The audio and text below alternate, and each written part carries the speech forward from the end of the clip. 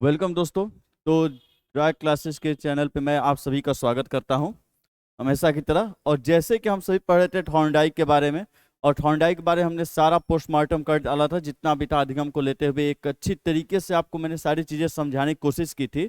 और यदि आपको समझ में आया, क्या कमी लगी, उम्मीद करता हूँ कि आप सभी बच्चे उस चीज़ के बारे में कमेंट जरूर करेंगे, क्योंकि देखिए आपके कमेंट से ये मुझे पता चलता है कि चीजों को कैसे देना है आपको, कहाँ पे आपको डाउट हो रहा है, उस डाउट को कैसे सॉल्व करना है। यदि आप उसे नहीं कमेंट करेंगे तो मुझे नहीं पता चलेगा, क्योंकि सबसे बड़ी बात जो पढ़ाने के समय होती है एज ए टीचर, क्योंकि कल आप भी पढ़ाएंगे, तो इस बात को समझिए कि एज ए टीचर सबसे पढ़ाने के समय सबसे बड़ी बात जो होती है, आपको सब कुछ पता होता है, सिलेबस पता है, आपको चैप्टर पता है, सभी कुछ पता है क्या पढ़ाना कैसे। लेकिन जो नहीं पता होता वो सिर्फ एक चीज के सामने बैठे वाले बच्चे के दिमाग में क्या डाउट चल रहा है। इसलिए मैं आपसे हमेशा कहता हूं कि अपने जो डाउट हो उसे कमेंट में जरूर लिखा करिए। यदि समझ में आ जाए तो ये भी लिख दिया करिए कि सर समझ में आ गया, ताकि मुझे ये पता चल जाए कि नहीं चीजें आपको समझ में आ रही है, इसी तरीके से इसको और भी बेहतर बनाना है। तो वो रास्ता मुझे मालूम चल जाता है कि नहीं इसी तरीके से चलना है। ये भी आपको नहीं समझ में आ रहा तो इसको थोड़ा चेंज करना होगा, बदलना होगा। तो उम्मीद करता हूँ कि आप कमेंट जरूर कर देंगे। तो चूंकि हम लोग थॉर्नडाइक का पोस्टमार्टम पूरा कंप्लीट कर डाले थे अधिगम के अंतर्गत, अब उसके बाद चलते हैं जो अगले वैज्ञानिक है थॉर्नडाइक बाद, जिसका आप सबसे ज्यादा नाम लेते हैं, जो आपको सबसे ज्यादा पसंदीदा होंगे, या फिर बोले तो बीटीसी और बीएड में जो आपको सबसे ज्यादा याद होंगे, वो आपके कौन से हैं? पावलाव। कौन है वो वैज्ञानिक? पावलाव। अगले वैज्ञानिक कौन से हैं? पावलाव। तो इनके बारे में यदि शुरुआत किया जाए तो पावलाव भी रहते हैं। जैसे आप थॉर्नडाइक के बारे में पढ़े तब देखिए चीजों को रिलेट करिए कि कैसी एक वैज्ञानिक का जो अधिगम से, मैंने शुरू में बोला था कि अधिगम का यदि सिद्धांत पढ़ रहे हैं, सीखने के लिए आप सिद्धांत पढ़ रहे हैं, तो हर सिद्धांत को जोड़िए कि इसमें क्या इन्होंने खास बताया जिससे इन्होंने सीखने का सिद्धांत बोला गया। कोई सिद्धांत सीखने का सिद्धांत इसलिए बोला गया होगा क्योंकि उसमें सीखने के बारे में कुछ तो बताया होगा ना, कि चीजें कैसे सीखती हैं। जैसे थॉर्नडाइक में आपने देखा कि बिल्ली की नजर रहती थी मछली के ऊपर। बिल्ली की नजर किस पे? मछली के ऊपर। लेकिन थॉर्नडाइक ने इसका फायदा उठाकर उसको क्या खोलना सिखला दिया? पिंजड़ा। मतलब बिल्ली को पता भी नहीं कि थॉर्नडाइक उसे क्या सिखा रहा है। बिल्ली को सीखना भी नहीं है, इच्छा भी नहीं है, बिल्ली की नजर तो सीधे किस पे? मछली पे। लेकिन थॉर्नडाइक उसे क्या सिखा देता? पिंजड़े को खोलना। तो ये चीजें होती हैं कि आप जब इन्हें पकड़ना सीखते हैं ना, तब आप इनके यूज को भी समझते हैं कि कैसे एक बच्चे की नजर किसी और चीज पे रखना और सिखाना आपको कुछ और है। ये होता है जैसे आप पढ़ते हैं ना, खेल कूद विधि, अनुसंधान विधि, करके सीखना। तो ये चीजें क्या है? जैसे आप ले लीजिए, सबसे जो अमूमन आप सबसे ज्यादा नाम सुनते हैं खेल कूद विधि। तो आपको क्या लगता है? खेलना है, कूदना है, खेलते हुए सिखलाना है। खेल कूद विधि आखिर बनी तो बनी क्यों? क्या लॉजिक है इसके पीछे? इसके पीछे लॉजिक यही है कि एक जो बच्चा होता है, बच्चे की नजर हमेशा रहती है जिसमें मजा है, मतलब किस पे? खेल पे। बच्चे की नजर किस पे? खेल पे। लेकिन आप उसको क्या सिखा देंगे उसी के बहाने? गणित, भूगोल, विज्ञान। बच्चे को चीजों को तोड़ना मरोड़ना ये सब पसंद है, मतलब करके सीखना, उसी को बोलते हैं करके सीखना। बच्चे को तोड़ना मरोड़ना ये पसंद है, वो करना चाहता है, चीजों को तोड़ना मरोड़ना चाहता है, और बच्चे की नजर उसी चीज पे है, लेकिन आप उसके बहाने उसको क्या सिखा देते हैं? विज्ञान, भूगोल। मतलब कि भ्रमण विधि, किला घुमाने ले गए, बच्चा खुश, अरे यार तो किला घूमने चलने बहुत मजा आएगा। वो तो बेचारा खुश है इस बात पे कि हम किला घूमेंगे आज, लेकिन आप उसको क्या सिखा देते हैं? हिस्ट्री। देखो ये किला ऐसे बना, ये ऐसे, इसको ऐसे, उसके दिमाग में भर देते हैं सारी चीजों को। तो ये होती है चीजें कि क्या थॉर्नडाइक ने मूल बात बोली उसमें। तो उन चीजों को पकड़िए। मैं मानता हूं कि ये चीज आपके पेपर से जुड़ी हुई बात नहीं है। बहुत लोग के दिमाग में आ रहा होगा, अरे ये थोड़ी ना पेपर में पूछता है थॉर्नडाइक की मूल बातें क्या, इसको समझने की थोड़ी जरूरत है, बस याद के लिए थॉर्नडाइक ने किस पे प्रयोग किया, बॉक्स कौन सा था। तो देखिए बात सिर्फ पढ़ने की नहीं होती है। सिर्फ पढ़कर हो सकता है आप सबसे ज्यादा नंबर भी ला ले, सबसे बेहतरीन भी हो जाए। मान लेता हूँ कि इस बात को कोई नहीं मुकार सकता कि होने कुछ भी हो जाता है। तो मान लिया कि आप पढ़ के सबसे ज्यादा नंबर ला लिए, सबसे बेहतरीन भी हो गए, लेकिन क्या एक अच्छे शिक्षक के गुण आ पाएंगे? मायने ये रखता है, क्योंकि आप करके भी क्या बनेंगे? एक गुरु ही बनेंगे। चलिए आप बोलेंगे नहीं टीचर की जॉब भी तो नहीं चाहिए, बहुत से ऐसे होते हैं कि नहीं किसी और चीज की तैयारी कर रहे हैं तब भी बोलते हैं हमको टीचर थोड़ी ना बनना है। तो चलिए हम मानते हैं कि यदि आप टीचर भी नहीं बने, तो पढ़ लिख के यदि आप कुछ भी बने, पढ़ लिख के सारी पढ़ाई करके यदि आप कुछ भी बनते हैं, तो कम से कम ये तो रहता है ना कि आपके घर परिवार में छोटे बच्चे होते हैं, आपका छोटा भाई होता है, तो गुरु सिर्फ वो नहीं जो एक कोचिंग में या एक विद्यालय में खड़ा होकर पढ़ाता है। हर वो व्यक्ति गुरु है जो किसी दूसरे को सलाह देता है, राय देता है। जब आपसे छोटे भाई होंगे, हो सकता है कल के डेट में आपके बच्चे होंगे, तो उनके लिए उस समय गुरु कौन रहेंगे? आप ही रहेंगे, जो उनको डायरेक्शन देते हैं, दिशा देते हैं, चीजों को करने का तरीका बताते हैं। इसलिए जब चीजों को पढ़िए तो उसे अपने जीवन में जरूर उतारिए, क्योंकि ज्ञान का वैसे कोई मतलब नहीं है। कमा लेना, जॉब पा जाना, सिर्फ इतने से ही थोड़ी रुकती है जिंदगी। जिंदगी में एक बेहतर इंसान बनना, एक सही मायने में एक सही गुरु का मान होना, मतलब जब ये सारी आपके अंदर क्वालिटी आती तब आप बेहतर इंसान बनते हैं, एक सही भाई का फर्ज निभा पाएंगे। कल के डेट में यदि आप पिता या माता बनते हैं तो सही तरीके से आप पिता या माता बन पाएंगे। आपको समझ में आएगा कि कहाँ उसके ऊपर प्रेशर देना है, कितना देना है, और कहाँ उसके ऊपर प्रेशर नहीं देना है। ये सारी चीजों की समझ तब आती है जब ये आप इन सभी चीजों के ऊपर ध्यान देते हैं। और साइकोलॉजी टोटल इसी के बारे में है। एक व्यक्ति के आप व्यक्तित्व में पढ़ते हैं कि पर्सनालिटी पहचाने कैसे, आप हर एक चीज के बारे में इसमें पढ़ते हैं और इस चीज को जीवन में उतारा करिए, आप समझा करिए। किसी ने सिद्धांत दिया तो उसके पीछे कोई तो लॉजिक होगा। ऐसे तो है नहीं किसी पेपर पास करने के लिए आपको यूपीटेट बोल दिया कि नहीं इसको पढ़ के आओ और ये पेपर पास करने के लिए दे दिया गया है, तो ऐसा कभी नहीं है। यूपीटेट आपसे यदि पूछ रहा है क्वेश्चन तो सिर्फ इसलिए पूछा है क्योंकि वो चाहता है कि जिस सिद्धांत से जुड़ी हुई क्वालिटी आपके अंदर है या नहीं, और जब आप उनके बारे में समझने की कोशिश करेंगे तो विश्वास मानिए वो चीजें और भी मजेदार हो जाती है। तो आज किसके बारे में बात करेंगे? पावलोव के बारे में। बैटरी देख लेता हूँ, चार्ज अभी। तो आप आज किसके बारे में बात करते हैं? पावलोव का पूरा पोस्टमार्टम ले लेते हैं। ठीक है, पहला नाम पहला काम, नाम ही पहला काम, कि इनका पूरा नाम क्या है? अब ये भी बताएंगे सर? अरे Ivan Petrovich Pavlov. Ivan Petrovich Pavlov, इनका पूरा नाम क्या रहता है? Ivan Petrovich Pavlov. निवासी कहाँ के? कहते हैं सर पूछेगा नहीं लेकिन बताते जरूर। देखिए, उसका कोई भरोसा है नहीं कहाँ से पूछ दे, इसलिए हर चीज को समझिए, क्योंकि दिमाग में माइंडसेट तो बनेगा ना। रूस ऊपर साइड, जिनके ऊपर और ऊपर किस साइड है मैप में, उधर है। तो देखिए, पूरा नाम क्या था? Ivan Petrovich Pavlov. निवासी कहाँ के थे? ये रूस के थे। और इनका पेशा क्या था? अब पेशा क्यों, बहुत जरूरी बात है। ये एक थे शरीर विज्ञानी, और ये क्या थे? एक शरीर विज्ञानी थे, मतलब वैज्ञानिक, जिससे आप बोल सकते हैं शरीर विज्ञानी। जैसे क्या बोलते हैं? वैज्ञानिक, मतलब शरीर के ऊपर यह क्या करते थे? अध्ययन करते थे। शरीर विज्ञानी थे, मतलब ये शरीर के ऊपर क्या करते थे?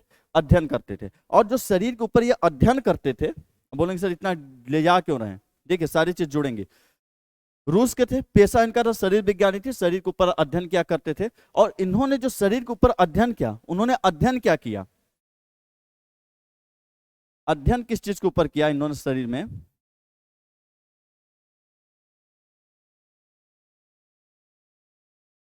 लार ग्रंथि का पाचक तंत्र के ऊपर, पाचक तंत्र के ऊपर प्रभाव। अब देखिए, लार ग्रंथि का पाचक तंत्र के ऊपर क्या प्रभाव पड़ता है इसका अध्ययन के। अब आधे लोग के दिमाग में क्लिक हुआ होगा, लार ग्रंथि, कुत्ते की लार टपक रही थी। बहुत सही पकड़े। तो देखिए, लार ग्रंथि का पाचक तंत्र के ऊपर प्रभाव पकड़ना शुरू कर दिए आप लोग। और इस अध्ययन के लिए इनको, इस अध्ययन के लिए इनको सन 1904 में क्या मिला था? नोबेल पुरस्कार।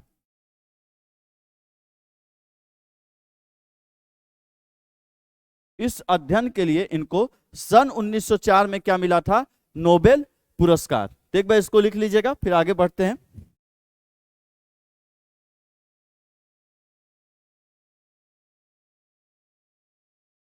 सन 1904 में इस अध्ययन के लिए क्या मिला था? नोबेल पुरस्कार। अगले आगे बढ़ते हैं, तो अब इनके सिद्धांत पे आते हैं। तो पहले नाम, सिद्धांत का नाम क्या है? इनके सिद्धांत का जो नाम है, फिर बताएंगे सर चार नाम, बिल्कुल। इनके सिद्धांत का नाम है शास्त्रीय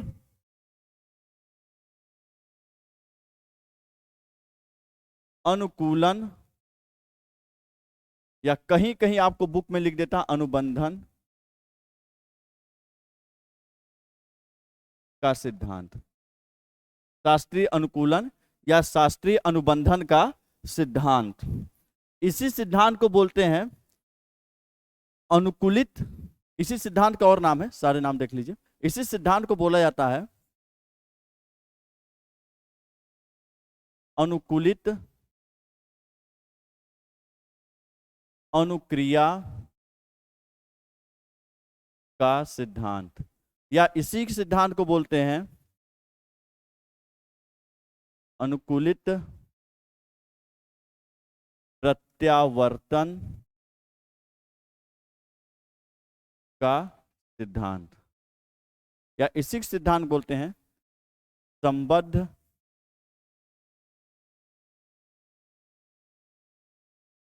अनुकूलन का सिद्धांत। ये सारे नाम लिख लीजिएगा। ये इसी को बोलते हैं शास्त्रीय अनुकूलन का सिद्धांत या अनुबंधन का सिद्धांत कहते हैं। क्लासिकल कंडीशनिंग आपने सुना होगा। इसी को बोलते हैं अनुकूलित अनुक्रिया का सिद्धांत, अनुकूलित प्रत्यावर्तन का सिद्धांत, संबद्ध अनुकूलन का सिद्धांत। ये इनके एक ही सिद्धांत के कई क्या है नाम है। नाम की कहानी तो होगी भाई, कई नाम थे। अभी आप समझ जाएंगे कि अनुकूलन की जगह अनुबंधन भी क्यों लिखा जाता है। उसकी वजह है, देखिए अनुकूलन का मतलब है कि जब आप पढ़ेंगे उसमें तो आएगा कि कुत्ते को कैसे उन्होंने घंटी के प्रति क्या किया, अनुकूलन किया, और अनुकूलन करने के लिए उसमें क्या करना पड़ा, अनुबंधन। उसको मैं एक्सप्लेन करूंगा अभी कि क्यों अनुकूलन को अनुबंधन। तो ये उन्होंने की, उनके क्या है सिद्धांत के नाम, उनके एक ही सिद्धांत के नाम। ये मत समझ लेना कि चार सिद्धांत, एक ही सिद्धांत के अलग अलग क्या है उपनाम है, निकनेम होते हैं ना, वैसे। अगले आगे के पार्ट पे आते हैं। प्रयोग भाई साहब ने किस पे किया था, कुत्ते पर। प्रयोग किस पे किया था इन्होंने, कुत्ते पर। अब प्रयोग में इन्होंने क्या किया था, तो यहां जगह कम है, मैं अगले पेज पे लिख देता हूं प्रयोग के बारे में। तो देखिए इन्होंने कहा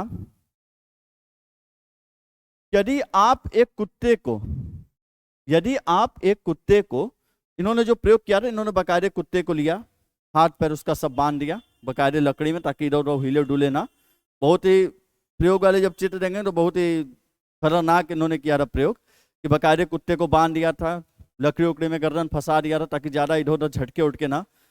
और उन्होंने जो लार ग्रंथि होती है, नस से जाती है, इसी लार ग्रंथि में ऑपरेशन करके एक ट्यूब लगा दिया था, मतलब पाइप उन्होंने यहाँ से लगा दिया था। उस पाइप को ले जाके एक बॉटल में कनेक्ट कर दिया था, ताकि उसके अंदर जितनी लार बनेगी वो लार उस पाइप होते उस बॉटल में इकट्ठा होगी, तभी तो पता चलेगा कुत्ते के अंदर लार बन रही है कि नहीं बन रही है, और किस चीज को देख के लार बन रहा है।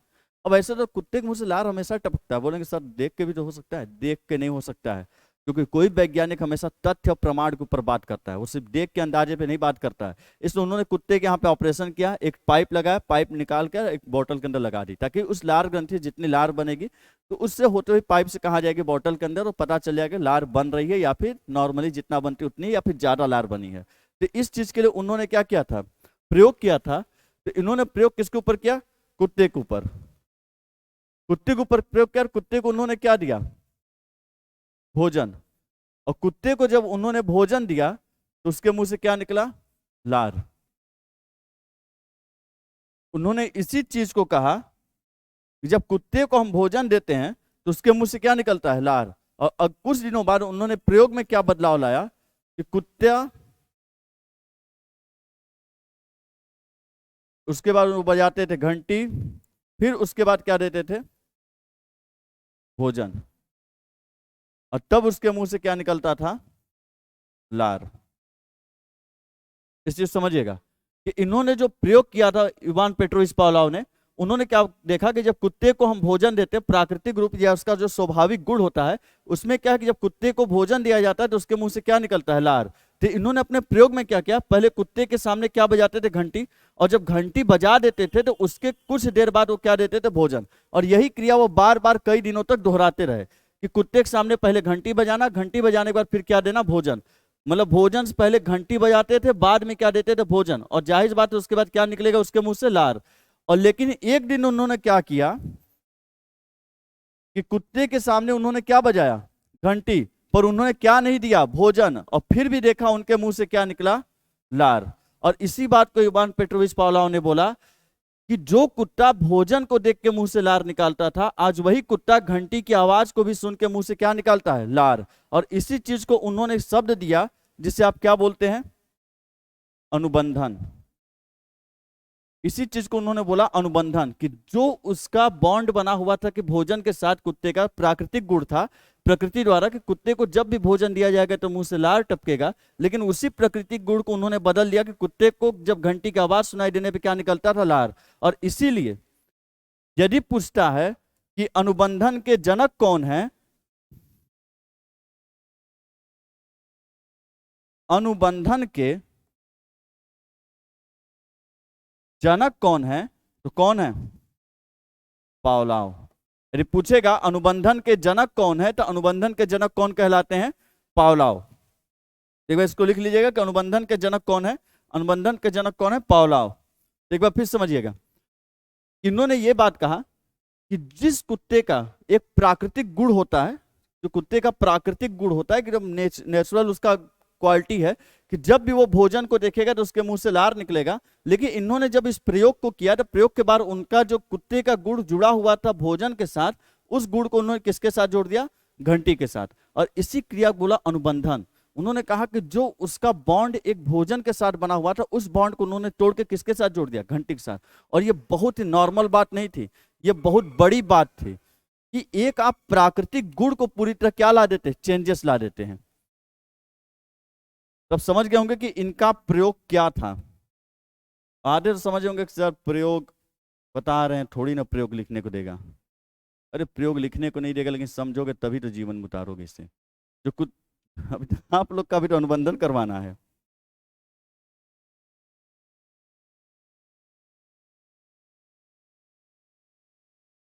और इसी को आप जब पढ़ते हैं बीटीसी वगैरह में, तो इसको क्या लिखा रहता है? UCS। और इसको क्या लिखता है? UCR। मैं बता देता हूं सबका मतलब क्या होता है। और घंटी क्या लिखता है? CS। इसको क्या लिखा रहता है? UCS। और इसको क्या लिखा होता है? UCR। और यहां पे क्या लिखा रहता है? CS। और इसको क्या लिख देता है? CR। ऐसे लिखा रहता है कि नहीं लिखा रहता? पहले अभी कमेंट करके बताओगे लिखा रहता है कि नहीं लिखा रहता है इस तरीके से? कमेंट करके बताओ कि लिखा रहता है कि नहीं लिखा रहता है।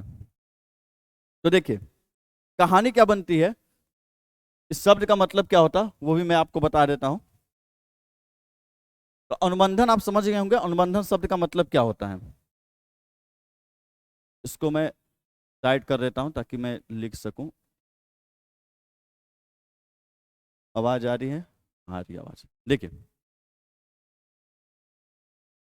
UCS का मतलब क्या होता है? एस मतलब क्या होता है? स्टिमुलस। UC का मतलब होता है अनकंडीशनल, मतलब उस जिसके ऊपर कोई बंधन नहीं लगा है, अभी कंडीशन के क्या है? बाहर है, मतलब बिल्कुल फ्री है, नेचुरल रूप से है। मतलब कि एस का मतलब क्या होता है? उद्दीपक।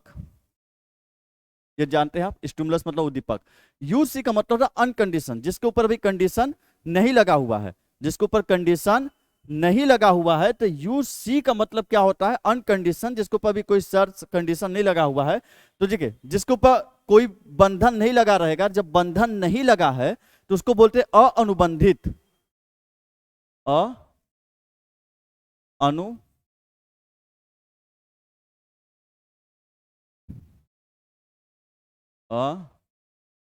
अनुबंधित। अब जो चीज सोच के देखिए अनुबंधित है। और CS का मतलब क्या होता है? CS और शॉर्ट में आपको समझाते हैं। देखिए UC का मतलब होता है अनकंडीशन, C मतलब होता है ना कंडीशन। तो मतलब यहाँ शर्तें हो, बंधन हो। जैसे आपको कल मैंने बताया था थॉर्नडाइक में कि अनुबंधन का मतलब वो संबंध नहीं होता, रिलेशनशिप नहीं। अनुबंधन का मतलब होता है जैसे आप बॉन्ड साइन करते हैं, एक बॉन्ड होता है जिसमें कुछ शर्तें नियम होते हैं, उसके द्वारा जब आप किसी से के साथ कोई समझौता या कुछ भी करते हो उसे कहा जाता है अनुबंधन। तो अअनुबंधित का मतलब है कि अभी यहाँ पे कोई अनुबंधन नहीं है, मतलब अनुबंधित है नहीं है, मतलब कैसा है? प्राकृतिक है। कैसा है? प्राकृतिक है। और देखिए C का मतलब होता है कंडीशन, मतलब कि जहां पे शर्तें लागू की जा चुकी हैं। तो सी का मतलब होता है कंडीशन, मतलब कि अनुबंधित। अनुबंधित है मतलब प्राकृतिक तो हो ही नहीं सकता, जब आपके कंडीशन में है, आपके द्वारा उसको अपने अनुसार ढाला गया है, तो जिसको व्यक्ति बनाते हैं उसको बोला जाता है कृत्रिम। पढ़े होंगे आर्टिफिशियल, कृत्रिम। और जो चीजें नेचुरली होती है उसको क्या बोलते हैं, प्राकृतिक। अब जैसे जो चीजें प्राकृतिक होती है उसे कई जगह लिखा रहता है स्वाभाविक। एक एक शब्द को समझिए। और जो चीजें प्राकृतिक नहीं होती उसे क्या बोलते हैं, अस्वाभाविक।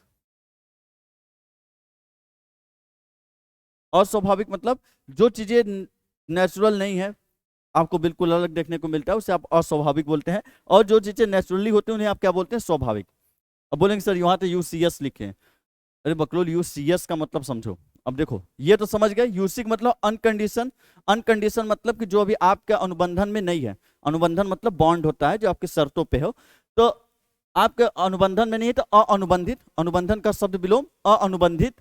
और जो चीज अअनुबंधित है मतलब क्या, नेचुरल है, प्राकृतिक है, तो मतलब उसको प्राकृतिक भी बोलते हैं। और जो चीज प्राकृतिक होता है वो स्वाभाविक गुण कहलाता है। जैसे बोलते हैं ना कि ह्यूमन नेचर है, ये गुस्सा आ जाना ह्यूमन नेचर है, क्या करें। आदमी तो गलतियों का कठपुतला होता है, क्या करें, मतलब स्वाभाविक गुण है। तो क्या होता है, स्वाभाविक। कंडीशन मतलब जिसको अपने अनुसार ढाला गया है, तो मतलब अनुबंधित है। अनुबंधित है जिसको अपने अनुसार ढाला जाता है, अपने अनुसार बनाया जाता है, उसको क्या बोलते हैं, कृत्रिम। और जो अपने अनुसार डाला गया मतलब स्वाभाविक नहीं है, कैसा होता है, अस्वाभाविक गुण। तो इस तरीके से आप इसका मतलब समझे। अब समझिए यूसीएस। अब यूसी का मतलब क्या होता है, इसमें से कोई भी उठा लीजिए। जैसे हम बोले अअनुबंधित, और एस का मतलब क्या होता है, स्टिमुलस मतलब उद्दीपक।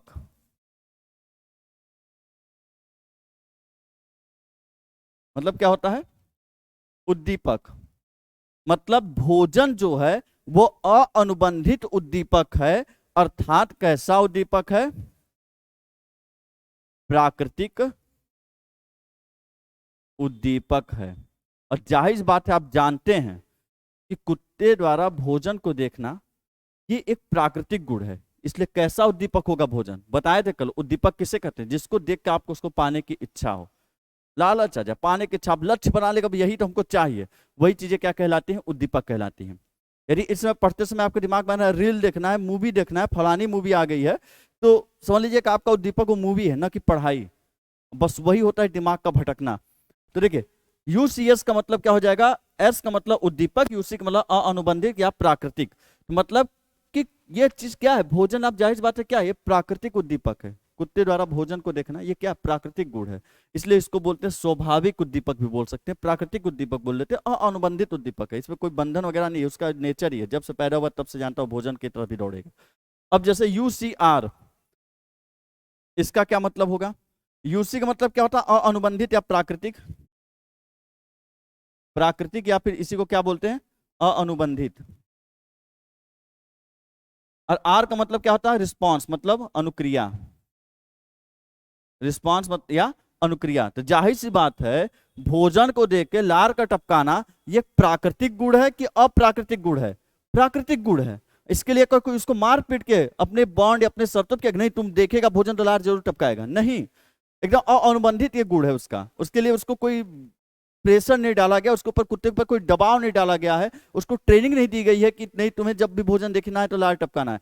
भोजन देख के लार टपकाना उसका क्या, प्राकृतिक अनुक्रिया, एक तरह से अनुबंधित अनुक्रिया, उसका स्वाभाविक अनुक्रिया है। तो इसलिए यहां लिखते हैं यूसीएस और यूसीआर। अब जैसे आपको पूछेंगे यहां से सीएस क्यों लिखे हैं, तो देखिए सी का मतलब क्या होता है, अनुबंधित। सीएस का मतलब समझिए, सी का मतलब क्या होता है, अनुबंधित, या फिर इसको बोलते हैं कृत्रिम। और एस का मतलब क्या होता है, स्टिमुलस मतलब उद्दीपक। तो ये बताओ बालक, तो कुत्ते का घंटी के साथ बॉन्ड बनाना आपको लगता है प्राकृतिक चीज है? कुत्ते का भोजन के साथ बॉन्ड प्राकृतिक है, अनुबंधित है। उसके लिए उसके ऊपर कोई अनुबंधित, अनुबंधित मतलब उसके ऊपर कोई ना दबाव दिया गया, ना प्रेशर दिया गया, ना कोई खास ट्रेनिंग दी गई है, कुछ नहीं दिया गया, एकदम जीरो। लेकिन घंटी के साथ उसको जोड़ना आपको लगता है प्राकृतिक चीज है? नहीं, ये कैसा चीज है, कृत्रिम चीज है। कृत्रिम को ही अप्राकृतिक भी लिख सकता है। अब कितना तो इसमें भी कंफ्यूज होंगे, अरे कृत्रिम को अप्राकृतिक भी बोल सकते हो, उसी का शब्द विलोम है। प्राकृतिक का शब्द विलोम अप्राकृतिक। ये कैसा गुण है? कृत्रिम चीज है घंटी, जिसके साथ आप जोड़ रहे हैं। और जब जोड़ रहे हो बालक, तो ये बताओ कि उसके ऊपर आप दबाव डालोगे कि नहीं, ट्रेनिंग दोगे कि नहीं? 10 दिन से ट्रेनिंग ही चल रही थी ना, कुत्ते के सामने घंटी बजाना, फिर जाकर भोजन देना। ट्रेनिंग दे रहे थे कि नहीं? उसको अपने शर्तों के अनुसार समझा रहे थे कि नहीं, जब घंटी बजेगा तभी तुम्हें भोजन मिलेगा, मतलब उसको ट्रेनिंग दे रहे, उसको अनुबंधन में बांध रहे थे, इसलिए बोलते हैं अनुबंधित उद्दीपक या कृत्रिम उद्दीपक। लेकिन उसके बाद जो भोजन देते थे उसके लिए क्या होता था? वो प्राकृतिक ही रहता था। जो लार टपक रहा है, आपको पता है कि कुत्ते के सामने घंटी बजा के फिर भोजन दोगे, तो कुत्ता जो भोजन, जो लार टपका रहा है, वो घंटी की वजह से नहीं टपका रहा है, किसकी वजह से टपका रहा है? भोजन की वजह से। इसलिए यहाँ पे लार भी क्या है? यूसीआर, मतलब प्राकृतिक चीज को देख के क्या टपका रहा है? लार, न कि घंटी को देख के। लेकिन जब ये चीज कुछ दिन चलती रही, मतलब कुत्ते के सामने पावला गए, घंटी बजाए और भोजन दे दिए, फिर अगले दिन घंटी बजाया भोजन दे दिए, फिर अगले दिन घंटी बजाया भोजन दे दिए। लेकिन एक दिन क्या किए बेचारों? पावलाओं ने घंटी बजाया पर भोजन नहीं दिया, और जब घंटी बजा के भोजन नहीं दिया तो तब भी उसके मुंह से क्या टपका? लार। तो बताओ, यहां जब भोजन था ही नहीं तो कुत्ते के मुंह से लार किसके वजह से टपका था? जाहिर बात है किसके वजह से टपका था? घंटी की वजह से। और घंटी कैसा उद्दीपक है? कृत्रिम उद्दीपक है। और कृत्रिम उद्दीपक को देख के जब लार टपका है, तो ये जो अनुक्रिया है, आर मतलब रिस्पॉन्स, ये जो अनुक्रिया है, ये अनुक्रिया क्या होगी? प्राकृतिक होगी या कृत्रिम? जाहिर बात है जब कृत्रिम चीज को देख के लार टपका है तो अनुक्रिया भी क्या होगी? कृत्रिम। इसलिए बोलते हैं CR या अनुबंधित अनुक्रिया। मतलब आपने जो उसको इतने दिन से ट्रेनिंग दे रहे थे, आप उसका ट्रेनिंग आपका सफल हो गया, वो आपकी ट्रेनिंग में ट्रेंड हो गया है कि अब जब जब आप घंटी बजाओगे तो उसके मुंह से क्या टपकेगा? लार टपकेगा। और इसीलिए यहाँ पे UCS UCR लिखा रहता है। तो इन दोनों का मतलब जो समझ गए, तो S का मतलब होता है स्टिमुलस उद्दीपक, R का मतलब रिस्पॉन्स अनुक्रिया।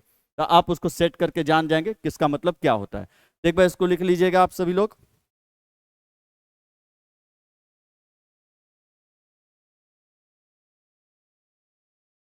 तो देखिए, ये तो आप समझ गए कि कहानी चल क्या रही थी। कुत्ता था, भोज भोजन देते हैं, लार टपकता है, घंटी बजा के देने लगे, अब घंटी बजाने पे भी लार टपकने लगता है। तो पावलाव ने इसी चीज को बोला कि कुत्ते का तो प्राकृतिक गुण है कि भोजन को देके क्या टपकाना? लार टपकाना। जब मैं उस प्राकृतिक गुण को बदल सकता हूं, एक बार सोच के देखिए कि एक आपने प्रकृति द्वारा दी गई गुण को जब उन्होंने कहा कि मैं बदल सकता हूं अनुबंधन से, किसके जरिए? अनुबंधन के जरिए। अनुबंधित ही हो रहा है ना, ट्रेंड हो रहा है, कुछ शर्तें लगा दी गई हैं कि भोजन तभी मिलेगा जब घंटी बजेगा, तो वही शर्तें हैं कि भोजन तभी मिलेगा जब क्या बजेगी? घंटी। और कुत्ते को भी समझ में आ जाती है। तो बोले कि जब अनुबंधन के जरिए मैं प्राकृतिक गुण बदल सकता हूँ, तो जो बच्चे हैं जिन्हों आप सिखा रहे हैं, तो क्या आप उनके गुण में बदलाव नहीं ला सकते? अब जैसे एक बच्चा है, यदि उसकी आदत है अब शब्दों का प्रयोग करना, गालियां देना, क्या बोले? बाबू पानी लेके आओ, तो जो तू लेके आओ अपना हाथ, भगवान गोड़ हाथ ना दिए हैं? तो उन्होंने कहा ये जो उसकी आदत है अब शब्दों का प्रयोग करना, प्राकृतिक नहीं है, इसने कहीं से सीखा है। उन्होंने कहा जब मैं कुत्ते का प्राकृतिक गुण बदल दे रहा हूं, तो आप इस बच्चे का जो कहीं से सीखा हुआ चीज है, जो कि प्राकृतिक गुण नहीं है, तो क्या आप अनुबंधन के जरिए उस गुण को नहीं बदल सकते कि उसके गाली देने के गुण को आप छुड़वा दीजिए और अच्छे गुण वहां पे रख दीजिए? और यही यूज होता है अनुबंधन का, कि चीजों के बीच बदलाव कैसे किया जाए। जब बच्चे को गलत आदत पड़ गई है, तो उस गलत आदत को छुड़वा के सही आदत कैसे लगवाया जाए, ये किसके जरिए होता है? अनुबंधन के जरिए। तो यही होता उनका अनुबंधन का सिद्धांत था कि अनुबंधन के जरिए आप किसी भी गुण को या आदत को छुड़वा सकते हैं, उसकी जगह सही आदत आप सेट कर सकते हैं। उन्होंने ये बोला कि बेजान जानवर कुत्ते के जब मैंने प्राकृतिक गुण बदल लिया, तो सामने से समझने वाला बच्चा है, उसका वो भी वो प्राकृतिक गुण नहीं, आपको नॉर्मल नेचर उसका बदलना, जो कहीं से सीख लिया है सुन के, आप उसको तो आराम से बदल सकते हैं। और यही उनका सिद्धांत था अनुबंधन। और इसलिए अनुबंधन बहुत ज्यादा फेमस है थॉर्नडाइक के बाद भी। तो इस चीज को लिख लिए होंगे।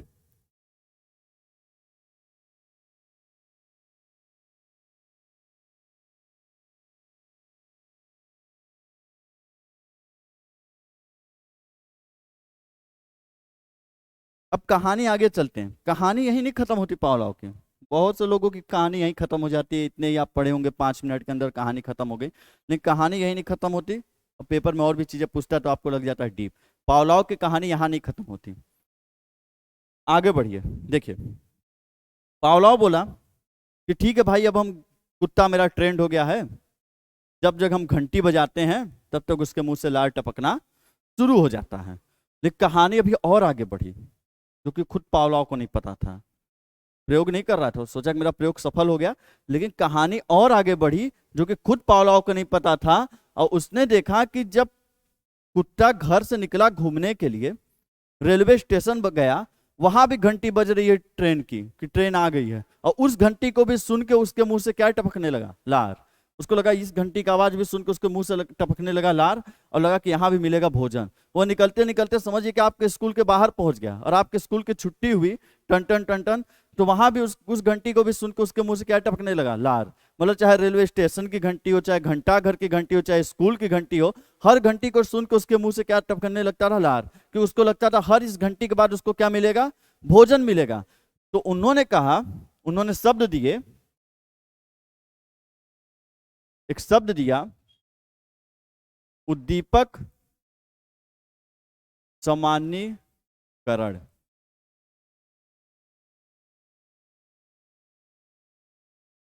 जब कुत्ता हर एक घंटी की आवाज को एक ही आवाज समझे, एक ही आवाज समझे। जब कुत्ता हर एक घंटी को एक ही आवाज समझे, या फिर इससे अच्छा ये लिख लीजिए, और शॉर्ट में आपको लिखवा देता हूं कि घंटी से मिलती जुलती आवाज पर भी लार का, ये ज्यादा सही रहेगा, टपकाना। देखिए, जब घंटी से मिलती जुलती आवाज, मतलब स्टेशन, स्कूल, घंटा घर, गिरजाघर, कहीं का भी आवाज सुनता है तो उसको लगता था ये वही आवाज है। घंटी से मिलती जुलती उसको जो भी आवाज सुनाई देती थी, सब आवाज पर लार टपकाने लगता था कि अब खाना मिलेगा, खाना मिलेगा। तो उस स्थिति को बोलते हैं उद्दीपक सामान्यीकरण। और आपको एक बार मैं अधिगम में पढ़ा रहा था सामान्यीकरण का सिद्धांत, यदि आपको याद होगा, अधिगम स्थानांतरण में आप पढ़े थे सामान्यीकरण का सिद्धांत, जिसको दिया था कि इन्होंने जड़ ने। तो वहां भी यही चीज था। सामान्यीकरण का मतलब वहां पे क्या सीखे थे आप, कि दो विषयों के बीच एक समानता करना। वहां पढ़े थे कि सामान्यीकरण के सिद्धांत में कि एक विषय हिंदी, हिंदी में आपने पढ़ा समास। अब आप पढ़ रहे हैं संस्कृत, और संस्कृत में भी क्या पढ़ रहे हैं, समास। और दोनों के बीच जितना कॉमन, या जिसको बोलते हैं उभयनिष्ठ, कॉमन या उभयनिष्ठ, जितना कॉमन या उभयनिष्ठ फैक्टर आप ढूंढ लेते हैं, मतलब दोनों के बीच जितनी समानता ढूंढ लेते हैं, उभयनिष्ठ मतलब जितनी आप क्या ढूंढ लेते हैं, समानता, उतना ही आपका क्या होता है, अधिगम में सामान्यीकरण। उतना ही ज्यादा आप अधिगम का क्या कर सकते हैं, स्थानांतरण कर सकते हैं। तो वही सामान्यीकरण है। सामान्यीकरण का मतलब होता है दो चीजों के बीच क्या ढूंढ लेना, समानता ढूंढ लेना। तो जब उसको हर एक घंटी एक समान लग रही थी और हर घंटी के ऊपर वो लार टपकाना शुरू कर देता था, तो मतलब उसको सभी घंटी एक समान लग रही थी, और घंटी को क्या बोलते हैं, उद्दीपक। लार टपकाने को क्या बोलते हैं, अनुक्रिया। तो इसलिए घंटी को बोलते हैं उद्दीपक, इसलिए बोला जाता है उद्दीपक का क्या हो रहा है, सामान्यीकरण। मतलब सभी उद्दीपक उसको कैसे लगते हैं, एक समान। घंटी सभी घंटी का आवाज क्या लग रहे थे, एक समान, इसलिए बोलते हैं घंटी मतलब उद्दीपक। उद्दीपक का क्या है, सामान्यीकरण। तो ये तो कहानी हुई कि भाई पावला को कुत्ता घूमता था रोज, और रोज जाता था स्कूल के सामने तो वहां भी घंटी बजा, लार टपकाता था। रेलवे स्टेशन गया, वहां भी गया तो लार टपकता था मुंह से। मतलब हर जगह जाता था उसके मुंह से लार टपकता ही रहता था। लेकिन भाई साहब, कुत्ते को भी 4 दिन घर पे आता था, घर पे पावलाव की घंटी सुनता था, टन टन टन टन, पावलाव उसको भोजन दे देते थे, तो भाई साहब खाता था। फिर उसको एक दिन समझ में आया कि पावलाव, ये जो घर में घंटी बजती है ना, ये जो पावलाव नाम का व्यक्ति जो घंटी बजाता है, इसी घंटी के बाद खाना मिलता है, और जो बाकी घंटी हम दिन भर घूम कर सुनते हैं, उस घंटी के बाद खाना नहीं मिलता है। कुछ दिन बाद उसको समझ में आ जाता है कि अरे भाई, स्टेशन, स्कूल, गिरजाघर, घंटाघर, इस सब घंटी के बाद भोजन नहीं मिलता है। सिर्फ भोजन किस घंटी के बाद मिलता है, जो यहाँ पे शाम को पावलाव अपने हाथों से बजाता है। फिर वो दोनों घंटियों के बीच क्या कर लेगा, अंतर। और आपको पता है तब, आपको क्या लगता है कि क्या वो घंटा घर, स्कूल, बाकी घंटियों के सामने मुंह से लार टपकाएगा, नहीं टपकाएगा। सिर्फ कब लार टपकाएगा, जब पावलाव क्या बजाएगा, घंटी। मतलब पावलाव की घंटी और बाकी चीजों की घंटी के बीच उसने क्या कर लिया, अंतर, विभेद कर लिया। तो इसलिए इस स्थिति को बोला जाता है उद्दीपक का विभेदीकरण। उद्दीपक विभेदीकरण, विभेद मतलब अंतर कर लेना, उद्दीपक विभेदीकरण।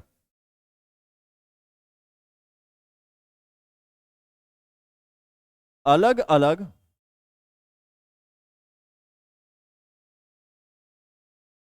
घंटियों तथा पावलाव के घंटी की आवाज के बीच अंतर कर लेना। अंतर में कोई क्या बोलते हैं, भेद, विभेद कर लेना, अंतर कर लेना। बताता हूं क्वेश्चन कैसे आएंगे। अलग अलग घंटी और पावलाव के घंटियों के बीच क्या कर लिया, अंतर कर लिया, इसलिए बोलते हैं उद्दीपक का विभेदीकरण। घंटी के बीच अंतर करा, घंटी मतलब उद्दीपक, अंतर कर लेना मतलब विभेद कर लेना, इसलिए बोलते हैं उद्दीपक विभेदीकरण। ये होता है उद्दीपक क्या हो, विभेदीकरण। ठीक है, अब कुत्ता ये भी जान गया भाई साहब की बाकी क्या घंटी पे आवाज नहीं मिलेगी, लेकिन पावलाव के घंटी पे खाना मिलेगा। ये कहानी चली रही थी। पावलाव के दिमाग में एक और खुराफात जाग जाता है, वैज्ञानिक आदमी, खुराफाती आदमी, तो उसके मूड में एक और खुराफात जग गया। अब मूड में खुराफात क्या जगह कि पावलाव उसके सामने घंटी तो बजा देता था, अब कुत्ते के मुंह से लार टपकना शुरू, और घंटी बजाने के बाद उसको भोजन भी नहीं देता था। ठीक है, एक दिन उसको खाना नहीं मिला, अगले दिन फिर पावलाव घंटी बजाया और खाना नहीं दिया। तीसरे दिन फिर पावलाव घंटी बजाया, कुत्ता मुंह से लार टपका रहा लेकिन खाना नहीं दिया। चौथे दिन पावलाव फिर घंटी बजाया, कुत्ता मुंह से खूब लार टपकाया जा रहा है पर पावलाव खाना नहीं दिया। और ऐसे ही चलता रहा, और एक दिन कुत्ता समझ गया कि पावलाव मेरा ले रहा है, मस्ती कर रहा है मेरे साथ, और हम ऐसा ढेर मजाक करा, घंटी बजाता पर खाना वाना देता नहीं है। तो आपको पता है कुछ दिनों बाद कुत्ता पावलाव की घंटी की आवाज सुन के पावलाव की घंटी की आवाज सुन के कुत्ता मुंह से लार टपकाना क्या कर देगा, बंद कर देगा। तो बंद कर देना मतलब जो अनुबंधन हुआ था घंटी के साथ, वो अनुबंधन अब क्या हो गया, खत्म हो गया, नष्ट हो गया। कुत्ता कहेगा अब हटाओ, जब जो मेरा बॉन्ड बॉन्ड सिग्नेचर हुआ था सब क्या हो गया, नष्ट, खत्म। अब तू कितनों घंटी बजाएगा, मुंह से लार नहीं टपकाएंगे, हम जान गए तू सिर्फ घंटी बजा रहा, 10 दिन से खाना वाना दे नहीं रहा है। तो जब खत्म हो गया मतलब विलुप्त हो गया, और इस गुण को बोलते हैं विलोपन। इस गुण को क्या बोलते हैं, विलोपन। इस गुण को क्या बोलते हैं, विलोपन।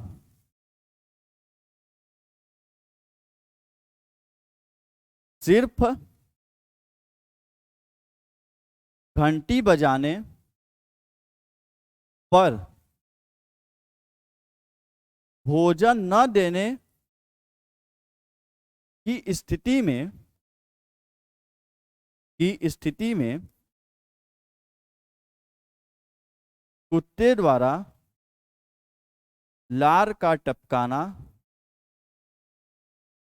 बंद कर देना। मतलब कि जो घंटी के साथ उसका बॉन्ड बना था, वो बॉन्ड अब क्या हो गया, बंद कर दिया, मतलब टूट गया, मतलब क्या हो गया, लुप्त हो गया, नष्ट कर दिया, मतलब उसी को क्या बोलते हैं, विलोपन। ठीक है भाई साहब। अब पावलाव घंटी बजा के खाना नहीं देता था, कुत्ता भी समझ गया बड़ा मस्तीखोर मिल गया हमको वैज्ञानिक, ये पाल कमरा प्रयोग ढेर कर रहा है मेरे ऊपर, अब हम भी लार और टपकाएंगे नहीं। अब पावलाव भी घंटी बजाना क्या कर दिया, बंद कर दिया। 1 महीना 2 महीना बीत गया, पावलाव घंटी मंटी नहीं बजाता था, कह रहा हटाओ बे, बहुत हो गया प्रयोग। लेकिन एक दिन पावलाव बैठे हुए थे 2-3 महीना बाद, उनके हाथ में घंटी थी, और उठा के घंटी ऐसे टन टन टन टन बजा दिए। अब पावलाव जब 3 महीना बाद एकाएक घंटी बजाए, सोच के बताइए कुत्ते के मुंह से लार निकलेगा कि नहीं निकलेगा। मतलब 3 महीने से घंटी नहीं बजी है, नॉर्मल चल रही जिंदगी, पर 3 महीने बाद एकाएक पावलाव के हाथ में घंटी आती है और घंटी क्या कर देते हैं, बजा देते हैं। अब आप सोच के बताइए कुत्ते के मुंह से लार निकलेगी कि नहीं निकलेगी, कुत्ते के मुंह से लार निकलेगी। और इस स्थिति को बोलते हैं स्वतः पुनर्लाभ। इस स्थिति को बोला जाता है स्वतः पुनर्लाभ। इस स्थिति को बोलते हैं स्वतः पुनर्लाभ। स्वतः पुनर्लाभ मतलब विलोपन के बाद, विलोपन मतलब इसके बाद, इस स्थिति के बाद, विलोपन के बाद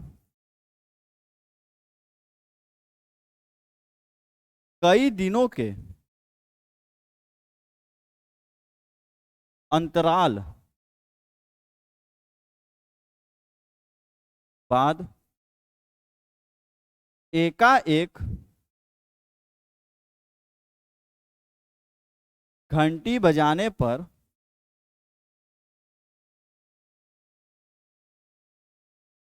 कुत्ते के मुंह से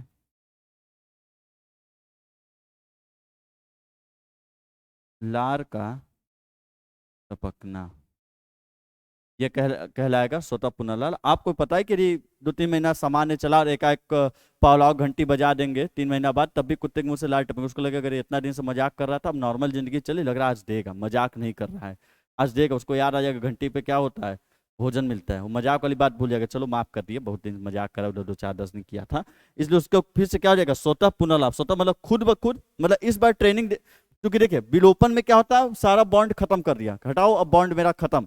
लेकिन जब कुछ कुछ दिनों का अंतराल, मतलब कुछ दिन बीत गया, अंतर हो गया, अंतराल बीत गया, उसके बाद जब एकाएक घंटी बजाई जाती है तो उसके मुंह से लार टपकने लगता है, तो उसको स्वतः पुनर्लाभ इसलिए बोलते हैं, क्योंकि इस बार ट्रेनिंग देने की जरूरत नहीं पड़ी। मतलब ये वाली ट्रेनिंग उसको देने की जरूरत नहीं पड़ी, इस बार उसने खुद ब खुद बॉन्ड बना लिया और मुंह से लार टपकाना क्या कर दिया, शुरू। इसलिए बोलते हैं स्वतः, मतलब खुद ब खुद पुनर्लाभ, मतलब दोबारा से लाभ हो जाता है, उस बॉन्ड को दोबारा से वो बना लेता है। तो ये और शब्द हैं जो आपसे पेपर में पूछे जाते हैं, कि जैसे पावलाव के कुत्ते के द्वारा सभी घंटियों के आवाजों को एक समान समझना, क्या होगा, उद्दीपक सामान्यीकरण। या उसको ऐसे लिखेगा, पावलाव के कुत्ते के द्वारा सभी उद्दीपकों का एक समान समझे जाना क्या कहलाएगा, उद्दीपक का सामान्यीकरण। पावलाव द्वारा घंटी बजाने के बाद भोजन न देने की स्थिति में कुत्ते द्वारा लार टपकाना बंद कर देना क्या कहलाता है, विलोपन। विलोपन के उपरांत घंटी बजाने पर कुत्ते के मुंह से लार टपकना शुरू हो जाना क्या कहलाएगा, स्वतः पुनर्लाभ। मतलब विलोपन के बाद स्वतः क्या कहलाएगा, पुनर्लाभ। जैसे उद्दीपक विभेदीकरण, जब पावलाव का कुत्ता जब पावलाव की घंटी और बाकी जब अलग अलग घंटियों के आवाजों के बीच अंतर करना समझ जाए तो उसे क्या कहते हैं, उद्दीपक विभेदीकरण। या उसको ऐसे भी लिख सकता है कि पावलाव की घंटी और बाकी घंटियों के बीच अंतर करना समझ जाए तो उद्दीपक विभेदीकरण। जिसको समझिएगा, क्योंकि लिखने का तरीका उसका कुछ भी हो सकता है, आप भी समझ सकते हैं, इसको कई तरीके से पूछा जा सकता है। तो ये उन्होंने क्या बताए थे, चीजें बताए थे, शब्दों को बताया था। एक चीज और पूछता है जो कि मैंने पिछले वाले में बताया था यहाँ पे, पर मैं उसको सोच रहा हूँ कि लिख दूं और एक बार। जैसे आपसे पूछेगा अअनुबंधित, पावलाव के सिद्धांत में अअनुबंधित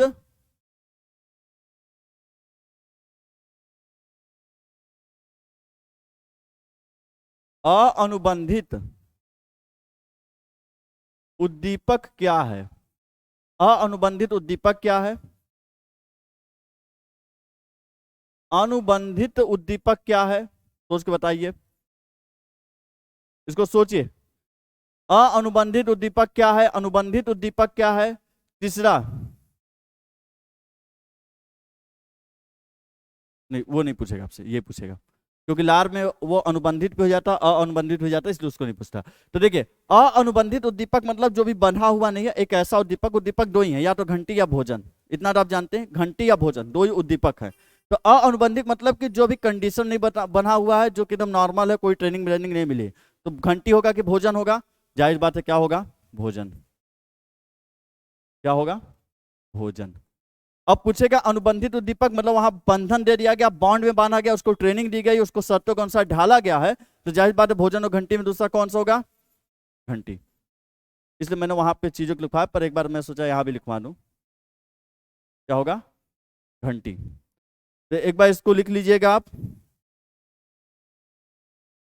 तो घंटी में बड़ा ही रहेगा क्या, मालूम नहीं, पर लग रहा है शायद बड़ा ही रहेगा, क्या होगा, घंटी होगा। तो इस तरीके से पावलाव की क्या रहती है, पूरी कहानी रहती है। और पावलाव का यही वो सिद्धांत होता है जिसको मैंने उम्मीद करता हूं कि आपको अच्छी तरह से एक्सप्लेन किया होगा, आपको चीजें बेहतरीन तरीके से समझ में आई होंगी। तो एक बार जरूर कमेंट करके बताइएगा, और एक बार इसको लिख लीजिए।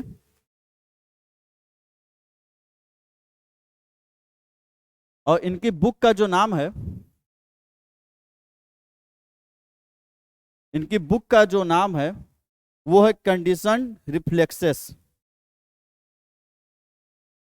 CONDITIONET।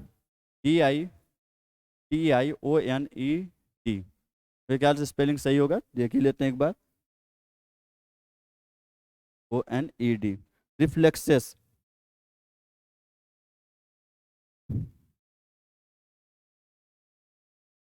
रिफ्लेक्सेस, कंडीशन रिफ्लेक्सेस, ये क्या है? कंडीशन रिफ्लेक्सेस, उनकी जो बुक थी इसी के अंदर उन्होंने बताया था। तो ये पूरी आपकी क्या है? पावलाव। ये क्या थे? पावलाव। एक बार मैं फिर से आपको दोहरवा देता हूं शुरू से, देखिए। पावलाव का पूरा नाम क्या? Ivan Petrovich पावलाव। निवासी कहाँ के? रूस के। पेशा से क्या थे? शरीर वैज्ञानिक थे। और अध्ययन किस पे किया था? लार ग्रंथियों का पाचन तंत्र पे क्या अध्ययन पड़ता है, इसका वो अध्ययन कर रहे थे, जिसके लिए 1904 में उन्हें क्या मिला? नोबेल पुरस्कार। अनुबंधन के जनक कौन है? पावलाव। आगे कहानी है ये। शास्त्रीय अनुकूलन अनुबंधन भी इन्हीं के कहते हैं, इन्हीं का अलग अलग नाम है। अब आपको समझ में आएगा अनुबंधन और अनुकूलन। अनुकूलन की जगह अनुबंधन शब्द क्यों प्रयोग करते हैं? अनुकूलन मतलब होता है नए वातावरण के अनुसार ढालना। कोई नया वातावरण गया, उसके अनुसार ही आप ढल जाते हैं, उसे अनुकूलन करते हैं। तो कुत्ते को एक नए वातावरण में ढालना था, जो भोजन के लार टपकाना, उसको घंटी के अनुसार टपकाना था। तो उसको नए वातावरण में ढालने के लिए हमने प्रयोग किस थ्योरी का किया था? अनुबंधन का। तो अनुकूलन के लिए हमने किसका प्रयोग किया? अनुबंधन का। इसलिए अनुकूलन की जगह कौन कौन सा शब्द आ जाता है? क्योंकि अनुबंधन भी। प्रयोग क्या था? कुत्ते के सामने भोजन रखने पर लार टपकता है, जो कि प्राकृतिक गुण था। पावलाव ने कुत्ता के सामने पहले घंटी बजाया, घंटी बजाने के कुछ देर बाद उसको क्या दिया? भोजन दिया। अब घंटी बजाने के बाद कुछ देर बाद भोजन देते थे, तो उसके मुंह से क्या टपकता था? लार। जाहिर सी बात है, वो इसी को देख के टपकता है, इसलिए ये यूसीएस थे, ये भी यूसीआर था। लेकिन कुछ दिन बाद उन्होंने क्या किया? कुत्ते के सामने सिर्फ घंटी बजाया, भोजन नहीं दिया, तब भी उसके मुंह से क्या टपकने लगा? लार। और यहाँ पावलाव ने बोला जो कुत्ते का ये प्राकृतिक गुण था, प्राकृतिक गुण को किसमें चेंज कर दिया? एक कृत्रिम में। और ये किसके जरिए हुआ? अनुबंधन, मतलब एक बॉन्ड बनाने के जरिए। और बताया हूं कि यूसी मतलब अनकंडीशन, अनकंडीशन मतलब अअनुबंधित, कंडीशन मतलब होता है अनुबंधित, और कंडीशन अअनुबंधित। जो चीज अअनुबंधित होता है उसे प्राकृतिक या स्वाभाविक कहते हैं। कंडीशन मतलब आपके शर्तों में जो बधा हुआ अनुबंधित, उसे कृत्रिम बोलते हैं, या अप्राकृतिक, या उसे बोलते हैं अस्वाभाविक। अब उसी से आप समझ जाएंगे। एस मतलब वहां उद्दीपक लगा लेंगे, और मतलब रिस्पॉन्स, उसको क्या बोलते हैं? अनुक्रिया। यहाँ पे आप समझ गए तो उद्दीपक सामान्यीकरण क्या होता है? जब सभी आवाज को एक जैसा समझे। उद्दीपक का विभेदीकरण क्या होता है? जब सभी घंटियों के अलग अलग घंटियों के आवाज के बीच क्या करने लगे? अंतर करने लगे। विलोपन मतलब जब वो भूल जाए, जब खाना देने पे, नहीं सॉरी, घंटी बजाने पे भोजन देना बंद कर देते हैं पावलाव, तो उसके वजह से वो लार टपकाना बंद कर देता है, उसको स्थिति बोलते हैं विलोपन। स्वतः पुनर्लाभ किसे कहते हैं? विलोपन के बाद जब एक घंटी की आवाज सुने, मुंह से क्या हो जाए? लार टपकना शुरू हो जाए, उससे बोलते हैं स्वतः पुनर्लाभ। अअनुबंधित उद्दीपक भोजन कहते हैं। अनुबंधित उद्दीपक किसको कहते हैं? घंटी को कहते हैं। बुक क्या है? Conditional reflexes. प्राइमरी स्कूल में प्रयोग कैसे करेंगे? बताएं प्रयोग कैसे करेंगे? प्राइमरी स्कूल में जाते हैं, बच्चा लोग बहुत चिल्लाता है, देखे होंगे, ट्रेनिंग इंटर्नशिप लगी होगी। यहाँ यही प्रयोग करना क्या? पहले जाना प्राइमरी स्कूल में, पढ़ाना मत पहला दिन, पहले जाना प्राइमरी स्कूल। अनुबंधन देखो कैसे होता है। पहले जाना प्राइमरी स्कूल में, अब चपरासी को बुलाना, बुला के कहना कि क्लास के अंदर जाओ और ये छड़ी ले जाके यहाँ पे रख दो। अब चपरासी जाएगा, क्लास के अंदर छड़ी रख देगा, और आप पहला दिन क्लास के अंदर घुसिएगा, उठाइएगा छड़ी और इस कोने से लेकर उस कोने तक सबको पीटना क्या कर दीजिएगा? शुरू। और फिर उसके बाद पढ़ाइएगा। पूछिएगा मत क्या गलती क्या नहीं, बस पीटिएगा, फिर पढ़ाना शुरू। अगले दिन भी चपरासी से कहिएगा कि ये छड़ी ले जाके क्लास में रखो, फिर जाइएगा, एक लाइन से पीटिएगा, पढ़ाना शुरू। जैसे 4 दिन होगा ना, 5वें दिन जैसे ही चपरासी आपका छड़ी उठा के उस क्लास के अंदर रखेगा, जो बच्चे हल्ला कर रहे हैं सारे बच्चे क्या हो जाएंगे? एक लाइन से शांत। क्यों? क्योंकि जो डर आपके साथ है बच्चे का, वो डर अब किसके साथ जुड़ गया? उस छड़ी के साथ में। जो डर बच्चे का आपके साथ था, वो अब किसके साथ जुड़ गया? छड़ी के साथ। पे यही तो अनुबंधन है कि जो डर आपके साथ बच्चे का था, वो किसके साथ जुड़ गया? छड़ी के साथ। अब छड़ी रखने पे ही वो डर जाता है। अब छड़ी रखेंगे, क्लास शांत हो जाएगी, बच्चे को आराम से पढ़ाएंगे। लेकिन क्या हो कि आपके जगह कोई और टीचर भी छड़ी रखवा दे, तो बच्चे डरेंगे कि नहीं? जाहिर बात है, डर जाएंगे कि लगता है फिर मास्टर बात टीचर क्यों घंटी में आ रहा है, अब गेहूं में पीटेगा, इसे पहली घंटी आता है, टीचर क्यों मारा है। लेकिन जब बच्चे चार्ज देखेंगे, अरे तीसरी घंटी में तो दूसरा मास्टर आ जाता है छड़ी रखवा के, तो सिर्फ पहली घंटी में करेगा, तीसरी में नहीं। और जब तो यही कंडीशन हुआ था, एक कंडीशन जिसमें बच्चे सभी छड़ी, जब दूसरा टीचर भी छड़ी रखवाता है, तो उसको बच्चा आपकी छड़ी समझ लेता है, तो उसी को बोलते हैं उद्दीपक सामान्यीकरण। और जब बच्चा कुछ दिन बाद जान जाता है कि नहीं, ये जो तीसरी घंटी में छड़ी रखवाता है वो वाला मास्टर मारने वाला मरकहुआ मास्टर नहीं, ये दूसरा मास्टर है, तो होता है उद्दीपक का विभेदीकरण। और क्या हो कि आप हो गए बीमार, बच्चों की लग गई हाय, बहुत पीटते थे, बच्चों की हाय लग गई, बड़े दिल से हाय दिए सब, आप हुए बीमार 1 महीने के लिए। अब आप बड़े हल्ला करते थे, लेकिन क्या होता है कि प्रिंसिपल बोलते हैं ऐसा करो, बड़ा हल्ला कर रहे हैं, मास्टर साहब का छड़िया ले जाकर रख दो। अब चपरासी लाता छड़ी रख देता है, अब बच्चे सब चुप, लेकिन आप आए ही नहीं क्योंकि आप तो बीमार थे। एक दिन निकला, दूसरे दिन भी रखवाया गया छड़ी, बच्चे चुप, तीसरे दिन भी चुप, चौथा दिन बच्चा कहेगा लगता है मास्टर लगे मर ही गया है, अभी आएगा होएगा नहीं, और झुटाई के छड़ी रख के डरवाते हैं। बच्चा वापस से हल्ला करना क्या कर देगा शुरू, मतलब जो छड़ी के साथ उसका बॉन्ड था, डर था, वो क्या हो जाएगा, खत्म हो जाएगा। और उसी खत्म होने को, बॉन्ड को खत्म होने को क्या बोलते हैं, विलोपन। जैसे घंटी के साथ कुत्ते का बॉन्ड खत्म हो गया, वैसे उस छड़ी के साथ भी बच्चे का बॉन्ड, डर जो था वो क्या हो जाता है, खत्म हो जाता है, उसी क्या बोलेंगे, विलोपन। लेकिन क्या हो, 1 महीना बाद बीच से बच्चा हल्ला करने लगे, प्रिंसिपल छड़ी रखवा, लेकिन कोनो डरेबा नहीं करते, छड़ी भी रखवाना बंद हो गया। हटाओ बे, जब छड़ी रखने पर नहीं डरते कहाँ छड़ी रखवाएंगे। तो अब जिंदगी ऐसी चली रही थी बच्चों, 1 महीने बाद, 2 महीने बाद, हाय बहुत लंबा लगा था, 3 महीने के लिए आप बीमार थे। और 3 महीने बाद क्या होता है कि आप एकाएक ठीक होते हैं। ठीक होकर आप जैसे ही आप क्लास के अंदर छड़ी रखवाते हैं और रखवा के आप क्लास के अंदर घुसते हैं, क्या माहौल होगा। 3 महीने तक सोचिए कि छड़ी ना रखा जाए क्लास के अंदर, 3 महीने तक छड़ी नहीं रखा गया क्लास के अंदर, और 3 महीने बाद एकाएक क्लास के अंदर ला के छड़ी चपरासी ने फिर उसी तरीके से वहां पर रख दिया। और आपको पता है एक एक सब बच्चे क्या हो जाएंगे, शांत। लगता है कि मास्टर फिर से जिंदा हो गया, हाय कमी लगा था। और सब बच्चे एक लाइन से हो जाएंगे शांत, और इसी को बोलते हैं स्वतः पुनर्लाभ। ये होता है अनुबंधन, और ये अनुबंधन का प्रयोग कर सकते हैं, लेकिन करना नहीं है, एनसीएफ के अनुसार मारना पीटना गलत है। तो इसको अलग तरीके से प्रयोग करिए, सिर्फ उदाहरण स्वरूप बताया हूं। तो ठीक है, इस तरीके से मुझे उम्मीद है कि पावलाव आपको अच्छी तरीके से समझ में आए होंगे। कमेंट करके एक बार जरूर बताइएगा कि सेशन आपको कैसा लगा, पावलाव के बारे में मजा आया कि नहीं मजा आया। जो चीजें देखे आपको लग रहा होगा कि बहुत से थ्योरी, बहुत से चीजें होती हैं वीडियो में जहाँ पे कि 5 मिनट के अंदर सारे 4-5 थ्योरी खत्म कर दिए जाते हैं, पर मेरा मानना है चीजों को पढ़िए तो अच्छे तरीके से पढ़िए, जो चीजें महत्वपूर्ण है, तभी 30 में 30 आएंगे, नहीं 30 में 15-20 में आप उड़ते गिरते रहेंगे। तो चीजों को पढ़िए तो अच्छे तरीके से, ताकि उसको कुछ जीवन में भी उतार पाइए, समझ पाइए चीजें कही क्या गई है साइकोलॉजी के अंतर्गत। तो कमेंट करके जरूर लिखिएगा कि सेशन मजा आया कि नहीं मजा आया, और शेयर करना बिल्कुल मत भूलिएगा, पकड़ पकड़ के मोबाइल एक एक लड़के का शेयर करवा दीजिएगा बिल्कुल। और इसी के साथ आपसे विदा लेते हैं। जय हिंद, गुड लक।